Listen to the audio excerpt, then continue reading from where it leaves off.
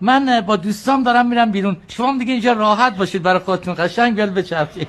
مثل اکثر آقایون حوصله این چیزا رو ندارین نه؟ آره خانم، من بدم میاد از این جمع، راست حقیقتش با دوستام خیلی بهم خوش میگذره. شوهر مرحوم منم همیشه رفقاش رو ترجیح میداد. مرحوم؟ پدر جان خدا نگهدار. خدافظ. سلام علیکم. ای بابا من اتفاقا جمع خوبی آدم نبین، لطف این به اینو نگاش کن. آخ چی دراز مهربونیه این. پدر جان دوستاتون منتظرتون. ول کن دوستای الدنگمو، بذار 2 تا چیز اینجا یاد بگیرم. من سوالی دارم. اگه یک آقای بدبختی که متوجه تنهاست، بعد این بابا گرفتار یه دختری شده، دختر لاغری که صداش میشه جنگیره، میفهمید؟